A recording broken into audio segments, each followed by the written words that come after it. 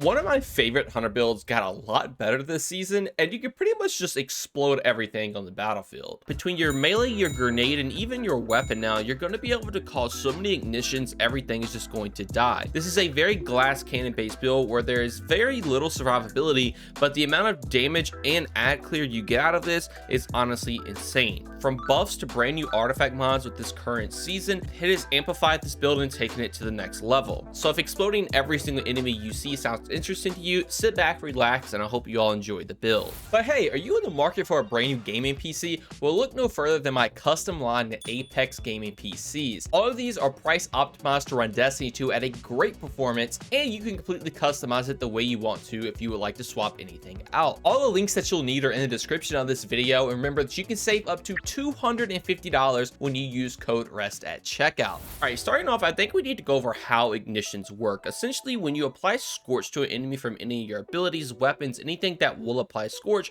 will stack up, and once it reaches 100 stacks, it will ignite an enemy. Ignites do a ton of damage and also help you out with ad clear a lot, and is what really makes Solar extremely strong. Scorch on its own doesn't do too much, but the whole point of it is to build into it to try to get to as many stacks as you possibly can to proc those ignitions. So with that knowledge, let's actually turn it all on its head and go over our exotic Caliban's Hand, which has the exotic perk Roast 'em. Your proximity knife scorches targets it damages with its explosions or ignites targets on final blow. After throwing a proximity knife, you gain increased melee regeneration until the knife explodes. So remember when I said you wanted to try to build up as many scorch stacks as possible to proc ignites? Well, this exotic just procs ignite every single time you get a melee kill. Now it will apply Scorch if the enemy does not die, which will help out later in the build, but for the most part, if you just throw this knife on lower tier enemies, it will guarantee ignite, which will just ad clear like crazy. Even in harder in-game content, you can just get an enemy weak, throw the knife, and then they will explode. But a really cool benefit is that if you do miss the knife, you can leave it sitting on a surface and you get that increased melee regeneration rate, and your knife comes back even faster, so you can have it for the next target. This is by far my favorite exotic on the Hunter, and I just love its playstyle. Now to help out with Caliban's Hand so we can always have our melee up, let's jump into our subclass and let's go over our aspect Knock 'em Down. This is your supers are enhanced, Deadshot Golden Gun has damage resistance, Marksman Golden Gun has increased duration, and Blade Barrage launches more projectiles, while Radiant Final Blows with your equipped throw knife fully restore your melee energy. So the first part of this is really cool because you're basically upgrading your supers. You can either run Blade Barrage or Marksman depending on just whatever you're getting into. If you're a longer range precision fight, if you run Marksman, if you can just unload all your knights on enemy really quick, I would run Blade Barrage. You can swap these in and out. They both are very strong supers, and they just add for a lot of extra damage. Now the other part is that when you're Radiant, you actually will refill your throw knife energy if you get a kill. So obviously we're going to be running the proximity knife because we have to use that to proc Caliban's Hand, but if we take the fragment Ember of Torches, powered melee attacks against combatants make you and nearby allies radiant. So now when we throw our proximity knife,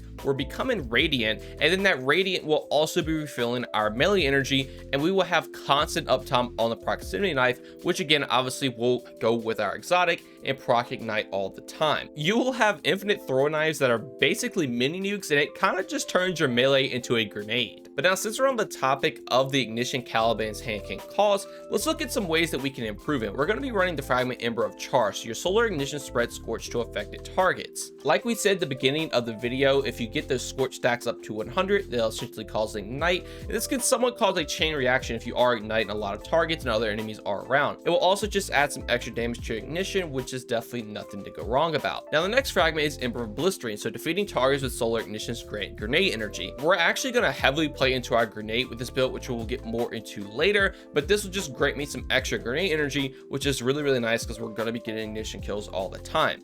Now we're also going to be running Ember of Eruption, so your solar ignitions have increased area of effect. This is a no-brainer to take. This is going to help out with the ad clear. That ignition you're making 24/7 just has a bigger explosion, and you can kill more things. Then finally, we're going to be running Ember of Ashes, so you apply more Scorch stacks to targets. So now everything that's going to cause Scorch in your kit will also be able to ignite a lot faster. You're going to have your guarantee ignite from Caliban's Hand, but everything else we're about to jump into is just going to become even easier to cause ignites as well. And I think the first thing we should go over with that is our grenades. We're going to be running the Firebolt grenade, specifically pairing it with our artifact mods Flare Up and Rain of Firebolts. Flare Up is going to make your Firebolt grenade apply more Scorch stacks, and if you damage damage an enemy with it, they will make a fire sprite. More of those in a second. Now, Rain of Fire Bullets is going to make it when you have a firebolt equipped, you get a second grenade charge. So you're going to have 2 grenade charges that apply more scorch stacks and make fire sprites. If you don't know, fire sprites do actually give you some grenade energy when you pick them up. And what's really cool is that firebolt already has one of the lowest cooldowns of any grenade in the entire game.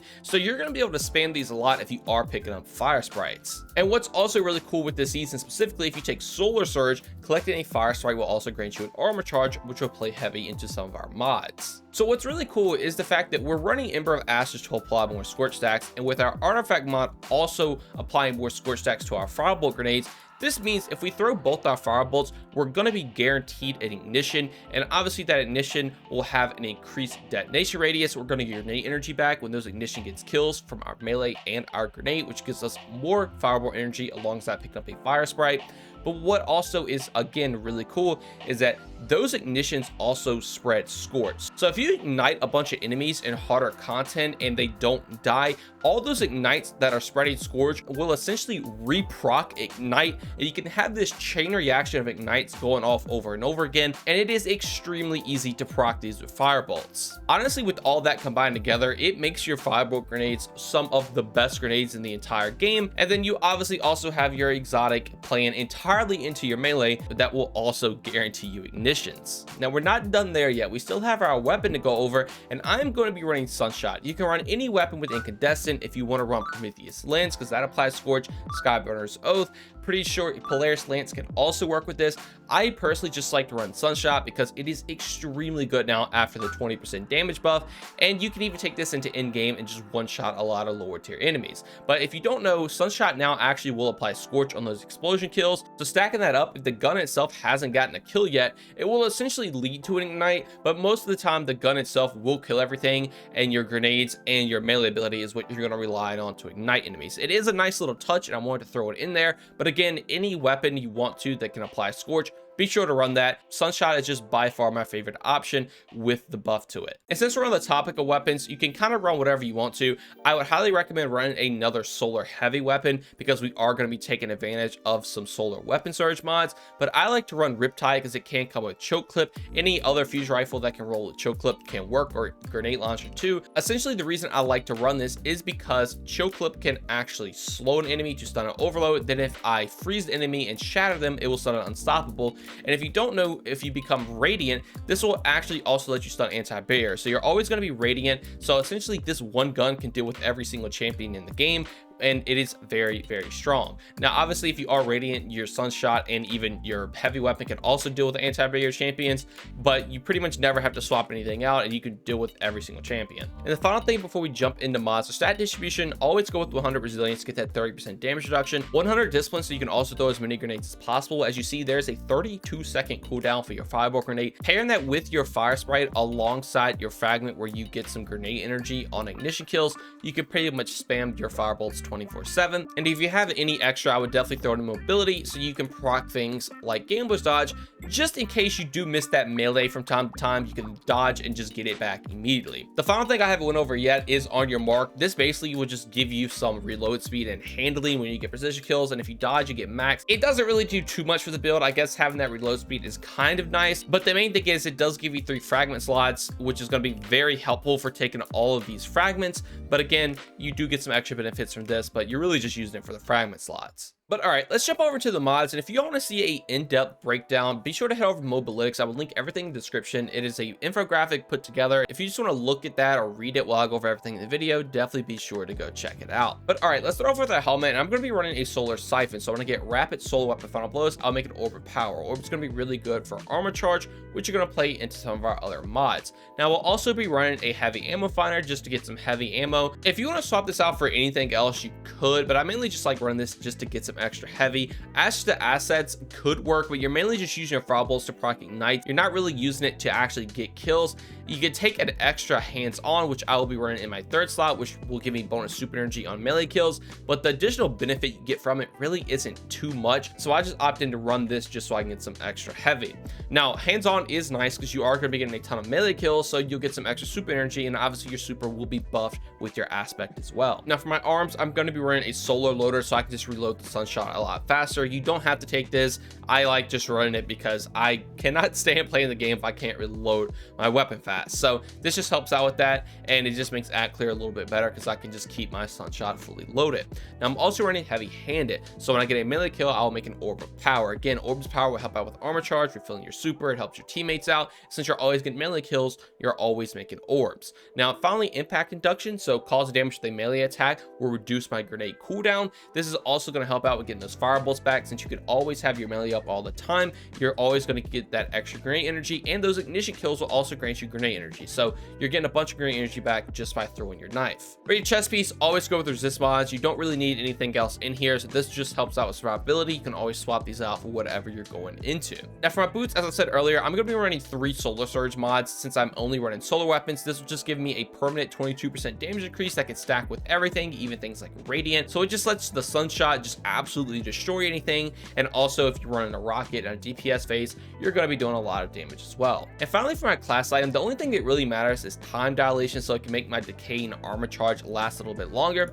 Typically with Solar Surge, they only last 10 seconds. It can stack up to 3 times, so that's 30 seconds. Well, time dilation will actually make that 15 seconds. So if that stacks up to 3 times, it is a total of a 45 seconds of 22% damage increase that can always be reprocced when you pick up an orb or a fire sprite with this build because of the current season's artifact. Now for other mods, I do just have a bomber and a distribution in there just to help get some grenade energy back if I do proc a dodge. Since my dodge already guarantees a melee cooldown back for me, this just helps out with getting that grenade energy back a little bit. If you want to take this out and run something like Font of Restoration to get some extra restoration, you could, since you pretty much will always have armor charge up all the time. Even if you want to run something like Proximity War, so you get a overshoot when you finish an enemy, that could also be really good. Just swap these out for whatever you want. I just like playing into this because I'm getting my melee and grenade back when I do a dodge. But that is pretty much the build. As a rundown, again, just make sure you're always throwing your melee. If you're in harder content, make sure you get an enemy weak before you do it. You're going to always ignite. You're going to make yourself radiant, which will give you infinite knives anyway. Your ignitions are doing so much more between having bigger explosions, giving you grenade energy, applying scorch to enemies. Your firebolts are also going to be able to do a lot of damage, apply a bunch of scorch. Your supers are going to be really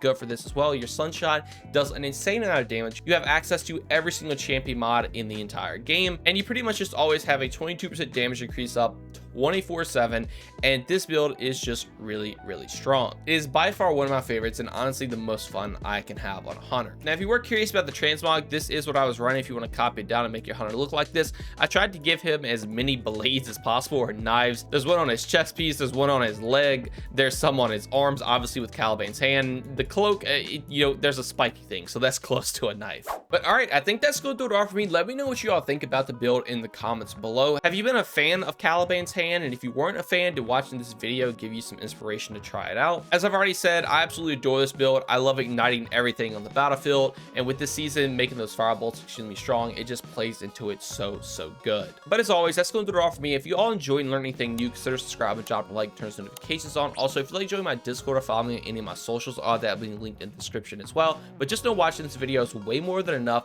and that every single bit of support from you all is truly appreciated. Thank you all so much for watching this one, and have a great day. Peace.